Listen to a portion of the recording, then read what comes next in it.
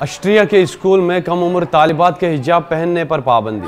یورپی ملک آسٹریا میں کم عمر طالبات پر اسکولوں میں حجاب پہننے پر پابندی کے قانون کو پارلیمان نے منظوری دے دی ہے۔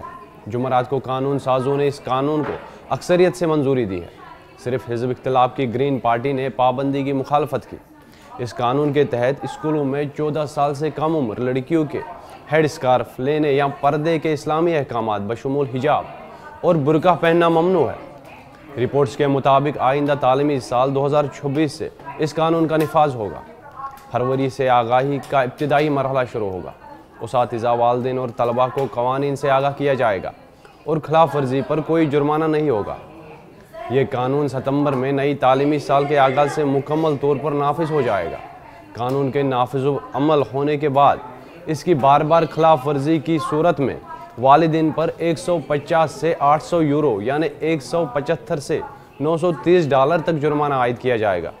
آسٹریا کی حکومت کا دعویٰ ہے کہ یہ اقدام لڑکیوں کو جبر سے بچانے کے لیے کیا گیا ہے، جبکہ انسانی حقوق کی تنظیموں اور ماہرین نے اس اقدام کو تعصب پر مبنی قرار دیتے ہوئے خبردار کیا ہے کہ اس سے معاشرتی تقسیم مزید بڑھ سکتا ہے۔ ایمنسٹی انٹرنیشنل آسٹریا نے اس قانون کو مسلمان لڑکیوں کے خلاف امتیاز اور اسلام مخالف تعصب کے اظہار کے طور پر تنقید کا نشانہ بنایا۔ تنظیم نے خبردار کیا کہ اس طرح کے اقدامات مسلمانوں کے بارے میں پہلے سے موجود تعصبات کو مزید بڑھا سکتے ہیں۔